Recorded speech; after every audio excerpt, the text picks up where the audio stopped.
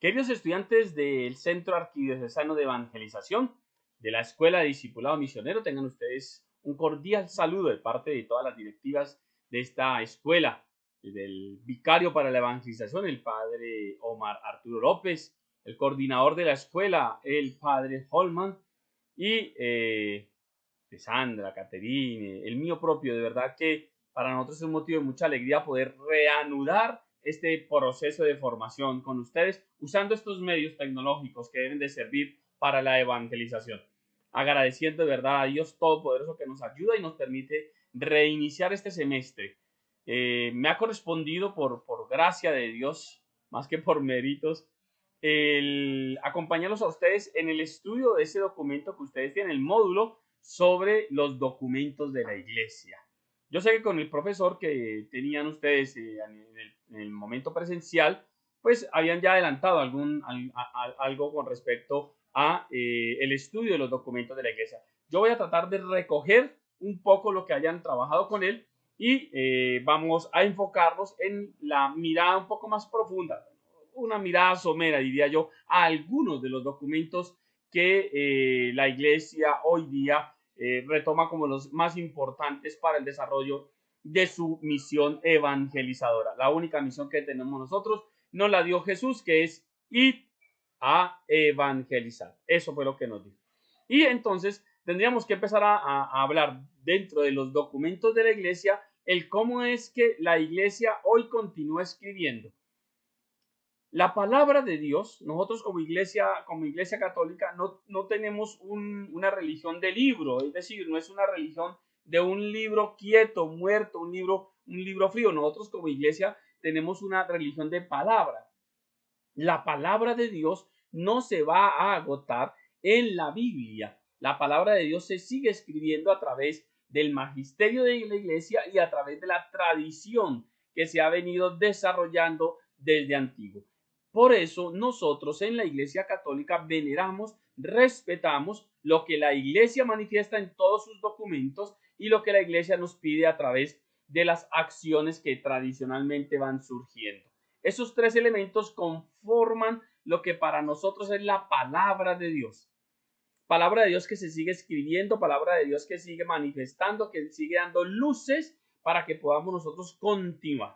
Entonces, los documentos de la iglesia van a formar parte de todo ese bagaje del diálogo que Dios tiene con los hombres y cómo nosotros los hombres vemos esa manifestación de Dios en nuestra vida y cómo debemos comportarnos, cómo debemos transitar a través de nuestra realidad física, de nuestra vida como tal.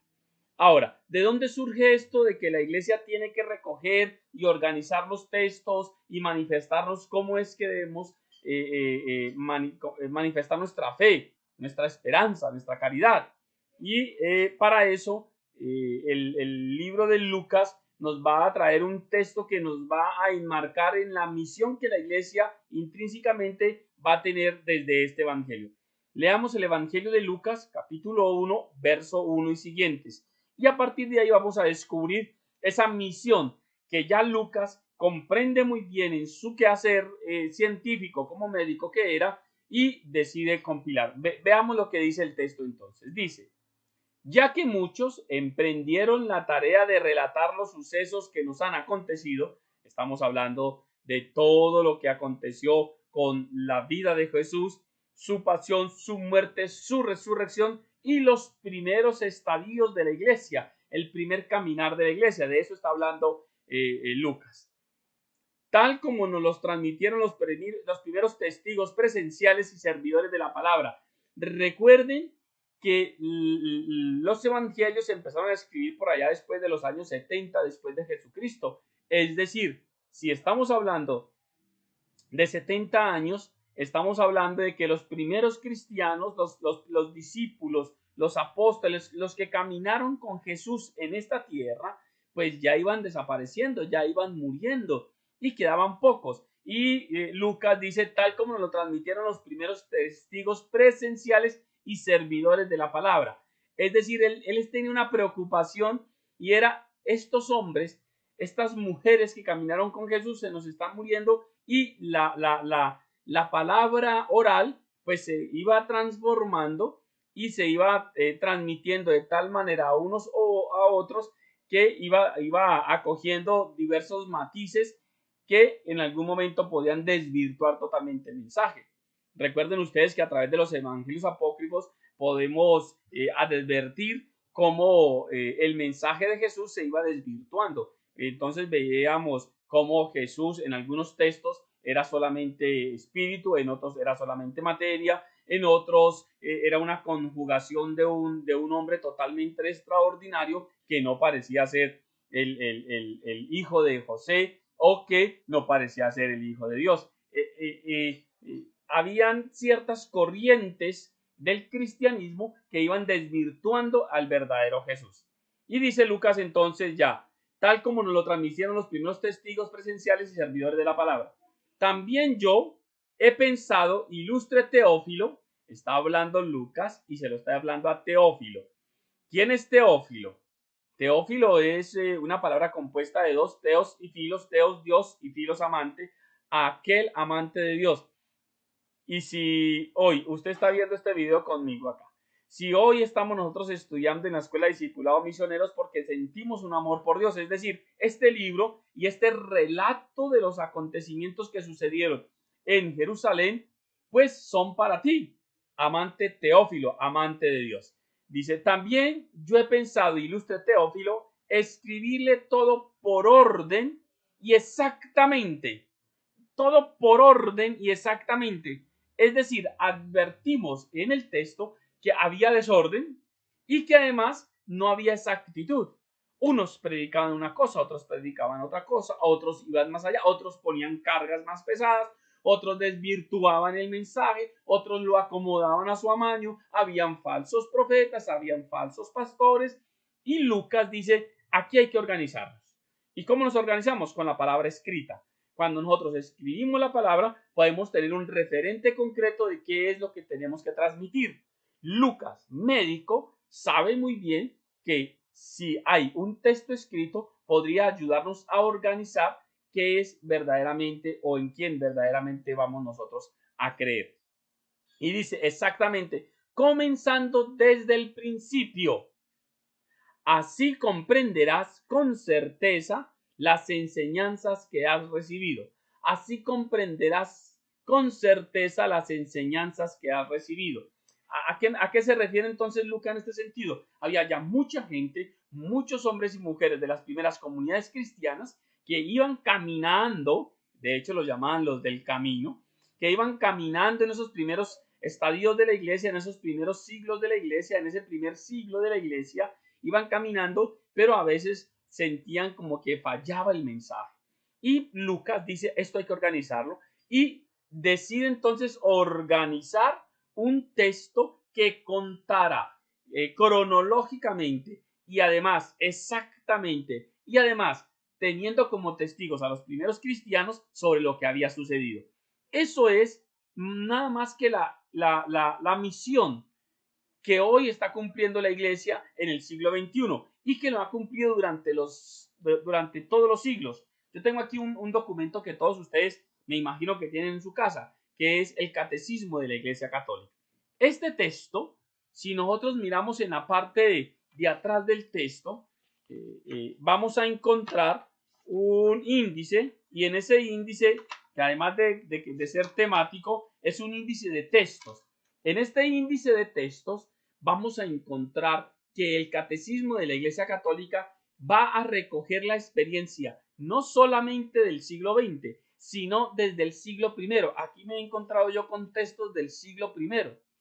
Es decir, de los primeros hombres y mujeres que empezaron a escribir sobre ese movimiento llamado Iglesia Cristiana, y lo recoge, retoma todos esos textos, los condensa en un documento en el cual hoy usted y yo creemos. Estos son documentos de la Iglesia que, al igual que la palabra de Dios y al igual que la Biblia, condensan en lo que nosotros tenemos que creer, en lo que nosotros tenemos que celebrar, en lo que nosotros tenemos que vivir, en lo que nosotros tenemos que orar. Así podemos entonces vivir nosotros verdaderamente conforme a lo que el Señor quiere. Y claro, esa palabra está dispuesta y está dada a la iglesia. La iglesia es la encargada entonces de dirigirnos y de ayudarnos en nuestro caminar. Yo hago un ejemplo de la iglesia en el río, con un río. ¿Cuántas partes tiene un río? Les digo yo en las conferencias en donde puedo participar enseñando un poco esto de la catequesis. ¿Cuántas partes tiene un río? Usted se para frente a un río y ¿cuántas partes ve? Va a haber dos partes. Una que es el cauce y otra que es el agua. Eso es un río. El cauce y el agua. Eso es un río. ¿Qué es la iglesia? La iglesia es el cauce a través de la cual va a correr torrentes de agua viva. La iglesia es el cauce a través del cual corren torrentes de agua viva. La iglesia entonces es la encargada de condensar las verdades de nuestra fe, de condensar las verdades de nuestra realidad cristiana, de condensarnos y ayudarnos a mirar el mundo y comprenderlo desde los ojos de Dios para que nosotros podamos algún día dar la talla adulta de Cristo. Por eso la iglesia no puede dejar de escribir. Por eso la iglesia no puede ni va a dejar jamás de enseñar. La iglesia, dice el Vaticano II, que es formadora, que es maestra por excelencia. ¿Qué significa que la iglesia sea maestra por excelencia? Pues que siempre va a estar enseñando. Siempre va a estar enseñando. Y ese siempre va a estar enseñando, pues indudablemente va a implicar el escribir documentos que nos ayuden a mirar la vida, para comprender la vida, para actuar en la vida como cristianos que somos. La iglesia hoy la iglesia hoy sigue escribiendo a través del Papa, a través de los obispos, a través de las comunidades religiosas, a través de los párrocos, a través de insignes hombres y mujeres que se han dedicado a escribir para salvaguardar toda la verdad que Dios ha revelado a la iglesia. Si nosotros cogemos cualquier documento de la iglesia, sea cual sea uno nuevo como Laudato Si, o como Evangelio Gaudium, o uno viejito como Catequesis Traende, o uno un poco más viejo como el verdadero culto a María, o de pronto uno muy tradicional para nosotros que es el anuncio del Evangelio hoy. Cualquier documento que cojamos, o inclusive la misma Didache, que es un documento que escribe la iglesia, cualquier documento que cojamos de la iglesia no nos va a revelar nada nuevo. Tengan en cuenta eso. Los documentos no son para revelarnos nada nuevo. ¿Por qué? Porque la revelación ya tuvo la plenitud. ¿En quién? En Cristo Jesús. Entonces, ningún documento nos va a decir cosas nuevas sobre Jesús. Lo que nos va a ayudar a hacer es comprender el mensaje de Jesús hoy en nuestro día, hoy en nuestra realidad. De eso es que se tratan los documentos de la iglesia, de iluminar el camino de los discípulos de Jesús para que podamos caminar sus caminos y algún día podamos encontrarnos de nuevo con Él. De eso se tratan los documentos de la iglesia, directrices sobre el devenir de la iglesia, el devenir del mundo y cómo nosotros concebimos ese mundo. La mirada que usted, querido estudiante, y yo, querido profesor, gracias por lo de querido, que usted y yo hacemos del mundo es diferente a la mirada que hace una persona que no cree, o que hace un budista, o que hace un islamista, o que hace un judío. Las miradas son diferentes, porque nuestra mirada es con los lentes de Jesús. Es decir, delante de mis ojos pongo a Jesús y veo el mundo con los lentes de Jesús. Y esa mirada me la ayuda a hacer la iglesia, porque nosotros nos podemos quedar cortos. ¿Cómo miramos nosotros, por ejemplo, la bioética? ¿Cómo miramos nosotros la nanotecnología? ¿Cómo miramos nosotros la astronomía? ¿Cómo miramos nosotros, yo qué sé yo, qué tema podría ser? La misma ecología. ¿Cómo miramos nosotros la política? ¿Cómo miramos nosotros la economía? ¿Cómo miramos nosotros todos los componentes de esta vida de hoy día en el siglo XXI? ¿Cómo lo miramos? A veces nos podemos quedar cortos y podemos tener tantas miradas como hombres y mujeres que estamos en estos momentos en este video. Entonces, la iglesia lo que hace es decir, mire, según la palabra de Dios, según la tradición de la iglesia, según el magisterio que tenemos, así es como tenemos que actuar. Esa es la gran importancia de los documentos de la iglesia, que van actualizando el mensaje del Señor de acorde a los tiempos modernos, de acuerdo a los tiempos en los que vamos trajinando en este mundo. A nosotros nos tocó el siglo XXI, aunque todos los que están viendo en este video en estos momentos son del siglo pasado, a no ser que tengan 18, 19 años, son del siglo pasado.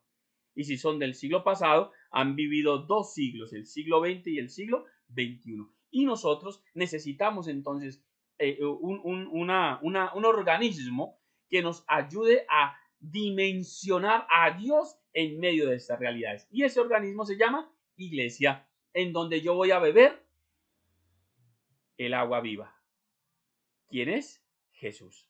Así entonces, queridos amigos, los documentos de la iglesia van a tener varios niveles, digámoslo así, o varios ámbitos, varias realidades. Uno es documentos universales.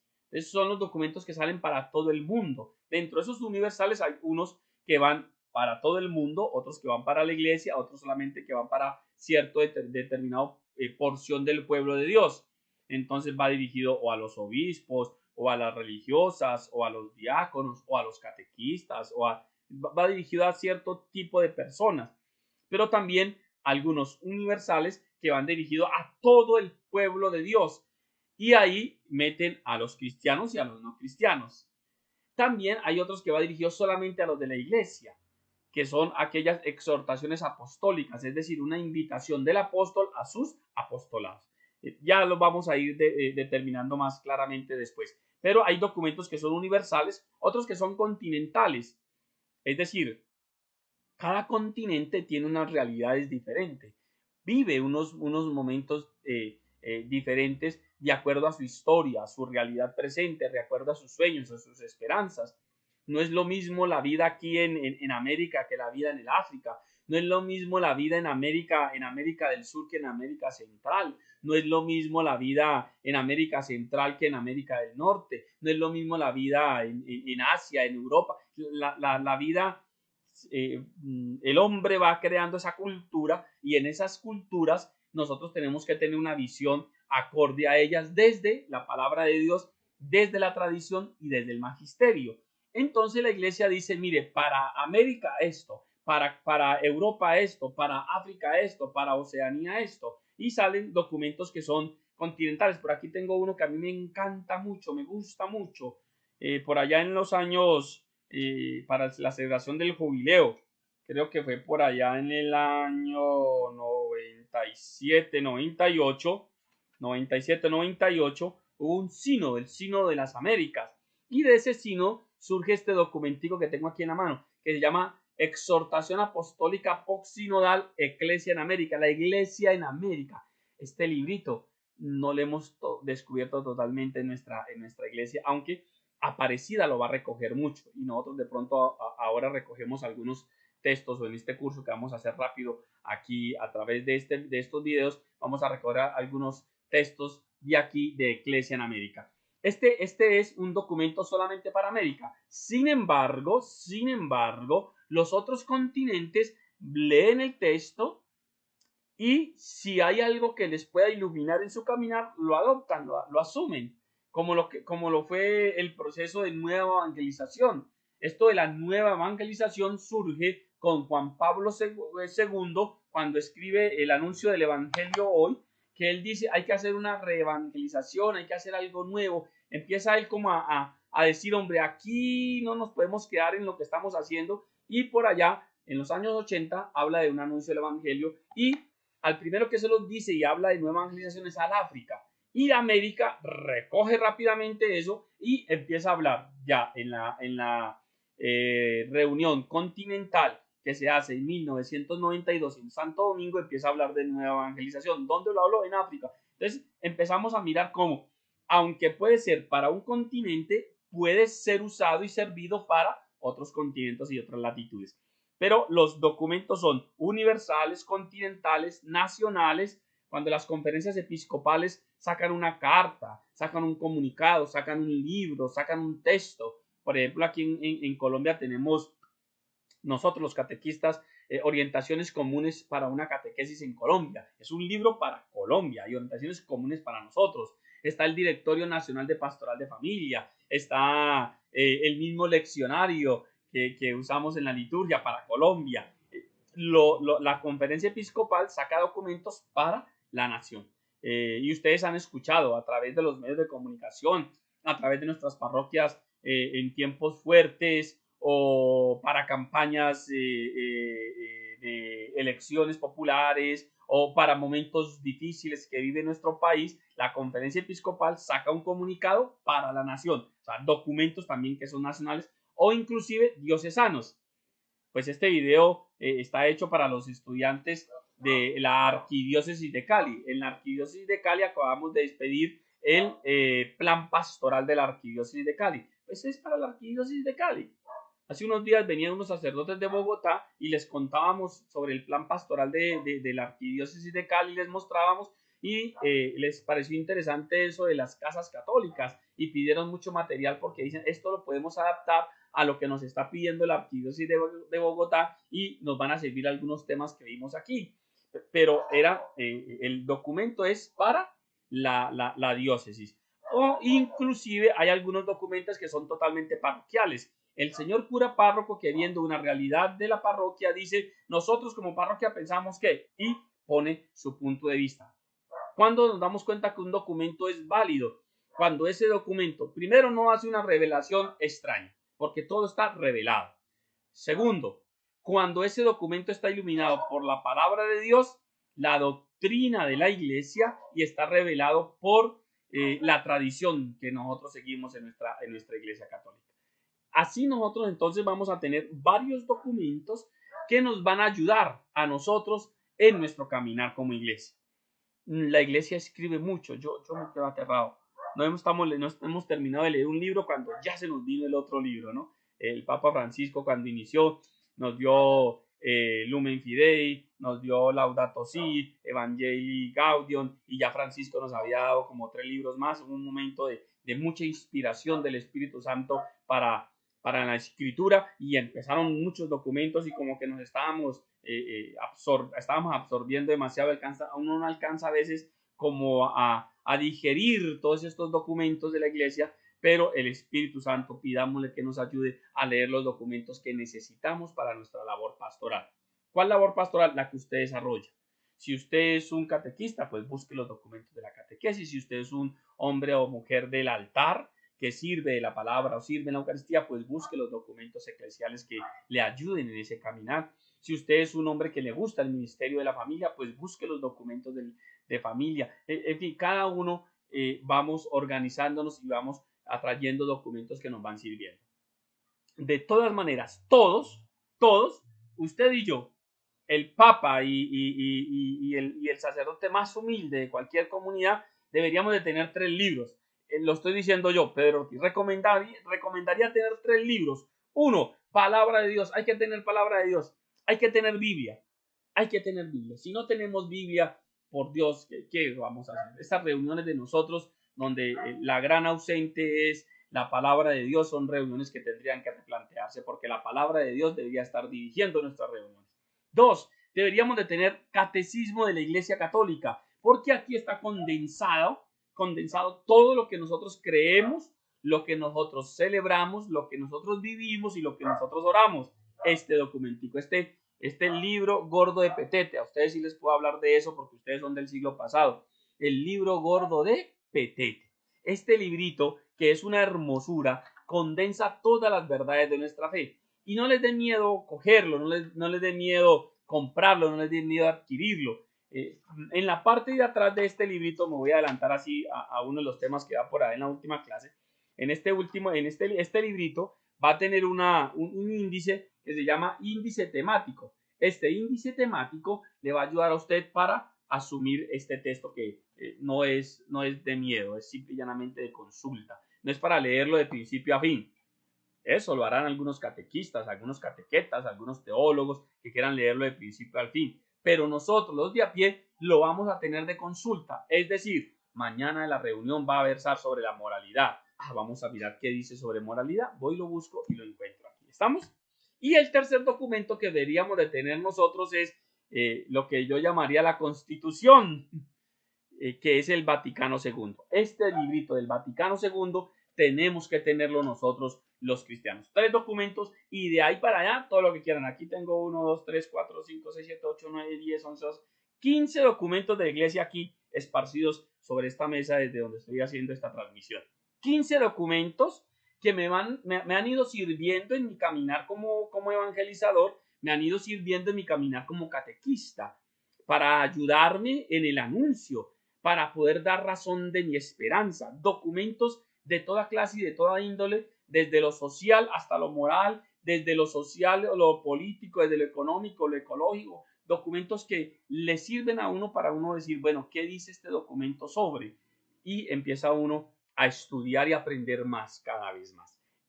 Este primer video entonces los va a invitar a ustedes para que primero tengamos como esa visión general de la importancia de los documentos de la iglesia. ¿Por qué son importantes? Porque constituyen parte de la palabra de Dios que aún sigue escribiéndose. Esa palabra de Dios que se conforma de la Biblia, la Sagrada Escritura, de la doctrina de la iglesia y de la tradición de la iglesia. Y hoy todos estos documentos que me van a iluminar y me van a ayudar a mí a comprender el mundo y a vivir inmerso en ese mundo. ¿Estamos? Segundo, tarea. Vamos dejando tarea. Nos dijeron que los videos fueran más o menos de 20 minutos, pero ya llevamos como 25 minutos acá. La tarea es coger ese documento que les entregaron a ustedes en lo que llaman módulo, el módulo escrito, cójanlo y léanlo. De aquí al próximo video, ustedes deben de haber leído ese documento. ¿Para qué? Para que me ayuden en el desarrollo, para yo no coger el documento y sino darles herramientas que ayuden al documento. No sé si me hice entender. No quiero coger el documento para entregárselos, porque eso lo tienen ustedes. Entonces lo que yo quiero es saltar a mirar algunos documentos que nos ayuden a iluminar nuestro caminar en este siglo XXI. ¿Estamos? Entonces vamos a mirar algunos documentos que nos van a ir ayudando. Vamos a enumerar aquí en estos 5 o 10 minuticos más que nos quedan de clase. Vamos a mirar la clasificación de los documentos. Lo primordial en estos documentos es que tengan el sello de nosotros como Iglesia Católica. Hay algunos documentos de algunos hombres o mujeres a quienes el Espíritu Santo les ha inspirado a escribir, les ha manifestado algunas revelaciones que de alguna u otra manera necesitan ser refrendadas por la Iglesia. Yo les digo aquí honestamente, si hoy el Señor a alguno de ustedes le manifestó algo y usted lo escribe, la iglesia inmediatamente no te va a dar el sello, ¿no? El aprobado. La iglesia deja que camine. Acompaña, guía, asesora, pule, para que en un momento determinado la iglesia pueda decir esto sí es de Dios o esto no es de Dios. Eso hay que tenerlo claro. Por eso, los documentos más importantes son aquellos documentos pontificios, los más importantes, y que tienen como autor al Papa, aunque la verdad muchos de ellos no los escribe solamente el Papa. El Papa le pide a sus asesores que le escriban algunos textos que le ayudan a perfilar lo que él quiere escribir. Él va puliendo, va dirigiendo, va quitando, va poniendo, va organizando y al final pues sale con la firma del Papa.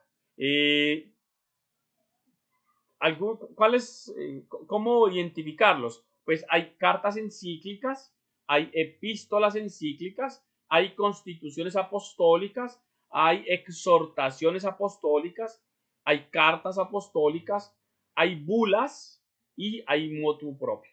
Son documentos que expide el Papa para manifestar diversas situaciones que necesita él que la iglesia remarque.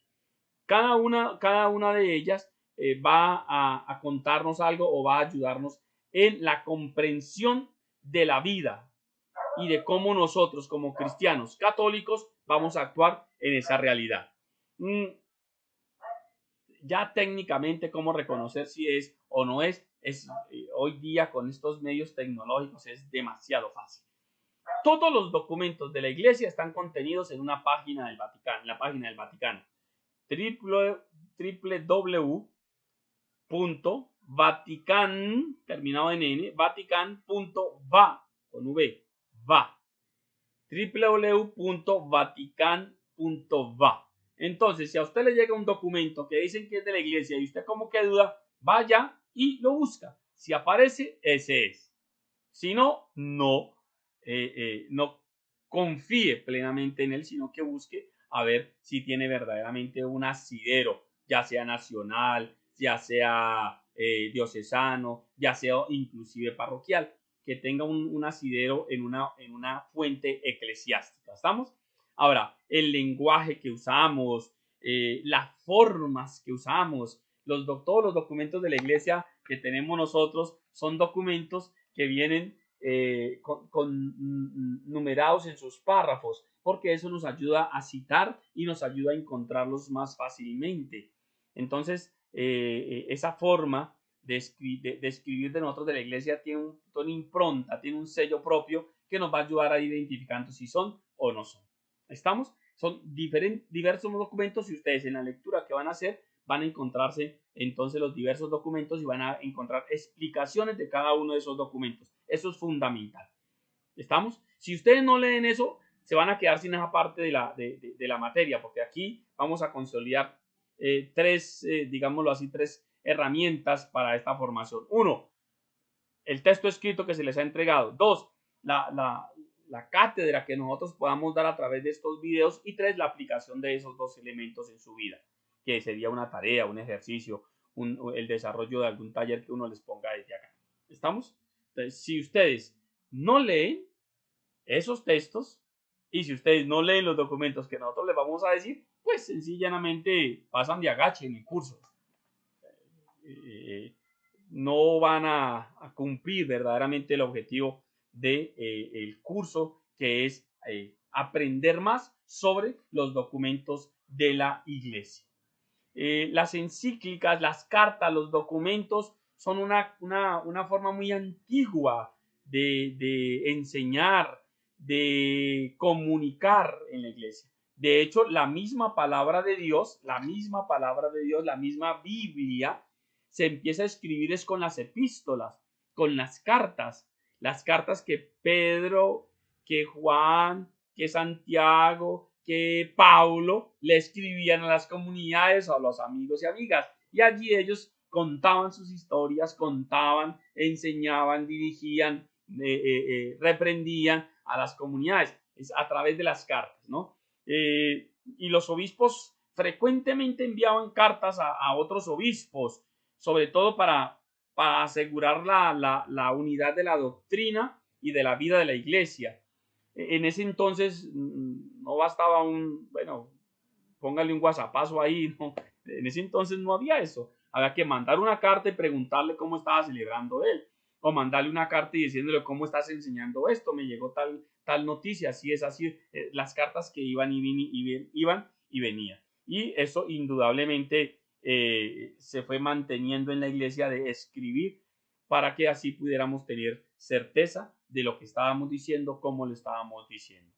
Estamos hablando de muchos siglos, de muchos años a través de los cuales la iglesia usó estas cartas no solamente para poner el sello en lo que se debe creer o en lo que no se debe creer, lo que debemos hacer o lo que no debemos hacer, lo que debemos celebrar o cómo lo debemos celebrar, sino también para comunicar el amor de Dios a los hombres y mujeres. Estamos hablando de los primeros siglos de la iglesia, pero también de ya los últimos siglos de la iglesia, en el siglo XVIII, cuando Benedicto XV revivió pues la costumbre enviando lo que se conoce hoy día en los estudios de la historia de la iglesia como las cartas circulares a otros obispos. Estas cartas del Papa Benedicto XV, no estamos hablando de 16, sino de Benedicto XV, estas cartas papales pues tocaban temas de doctrina moral o de disciplina y eran temas que afectaban a toda la iglesia, ¿no? Igualmente con el Papa Gregorio XVI, hizo que el término encíclica como que se generalizara, ¿no? Se tuviera en cuenta que cuando salía como que era de alta relevancia. Y así, poco a poco, pues los papas fueron asumiendo y fueron escribiendo textos que fueron como la impronta, como el sello de ellos frente a lo que querían hacer en su pastoral. Llegando pues a los últimos siglos de nuestra iglesia, a los últimos papas de nuestra iglesia, como fue Juan Pablo II, como lo fue Benedicto XVI y ahora Francisco, ¿no? Esos tres papas que logran desarrollar todo el Vaticano II, bueno, no a desarrollar, a iniciar a desarrollar el Vaticano II, Juan Pablo II, Benedicto XVI y el Papa Francisco. Solamente Juan Pablo II escribió 13 encíclicas, 13, todas ellas de un talante, de una grandeza, de una profundidad en la iglesia que realmente todavía no las hemos comprendido. Leí esta cartica de Catequesis Tradense por mi ser de catequista, la leí hace algún tiempo la leí pues por mi misión de catequista. Y esta carta, en estos días hablaba con un catequista que estaba sufriendo un confinamiento antes de este proceso de confinamiento el año pasado, por un accidente que tenía, y me decía, ¿qué estudio? Y le ponía yo a leer esto y le decía, actualíceme, dígame si esta carta se puede aplicar hoy. Ese fue el ejercicio que le puse. Y él me escribía emocional, me decía, este texto es tan actual y se puede aplicar tanto a lo que estamos haciendo, Pedro, que deberíamos de estudiarlo más. Catequesis Tradense. El anuncio del Evangelio hoy de Pablo VI, disculpen, de Pablo VI. Esta carta yo la leí por allá en los años 1989-90, cuando el padre Quique en la pastoral de catequesis nos pedía que leyendo este documento lo actualizáramos a ese tiempo, pero uno lo lee hoy y tiene toda la trascendencia el anuncio del Evangelio hoy. Estamos hablando del culto a María, estamos hablando de familiares consorcios, documentos que escribía los papas y que se actualizaban. Y en este caso, Juan Pablo II, que es el que estamos hablando, Juan Pablo II nos actualizaba completamente, constantemente, mucha escritura. Y eso nos permitía a nosotros mantener actualizaditos frente al desarrollo de la pastoral. ¿Listo? Cartas encíclicas entonces, y esas cartas encíclicas eran doctrinales, eran también sociales, dependiendo del tema que trabajaran, eran doctrinales, sociales o exhortatorias, exhortaban, invitaban a ejercer alguna acción en la iglesia. Pero también las cartas encíclicas eran disciplinares, ¿no? Cuando trabajan explícitamente sobre un tema determinado, dicen, esto hay que hacerlo así. Y entonces daban cátedra frente a algún tema en la iglesia. También vienen las epístolas encíclicas, las constituciones apostólicas, las exhortaciones apostólicas, tal vez son de las que más escriben las exhortaciones apostólicas, porque nos van a escribir mucho sobre nosotros como iglesia, qué tenemos que hacer en el mundo actual. Vamos a dejar por ahí este primer momento de catequesis a través de los videos, dejándole la lectura del texto para el próximo video. Voy a recoger algunos temas y dejamos una tarea. En el próximo dejamos una tarea concreta. La tarea de esta vez es leer el texto y en la próxima dejamos una tarea concreta. ¿Estamos? Terminando pues con estos documentos, está la carta apostólica, está la bula, el motu propio, que son documentos ya más cortos, que desarrollan ya un tema mucho más específico y a veces también solamente para determinada porción del pueblo de Dios. ¿Estamos? Eso es, términos generales, lo que los documentos de la iglesia hacen hoy en nuestra realidad. Ayudarnos a concretar nuestra vida de cristianos en medio de la realidad en la que vivimos. Y eso hace parte de esta iglesia que desde el siglo I hasta el siglo XXI sigue escribiendo lo que la palabra de Dios pide para nosotros, para usted y para mí. Muchas gracias.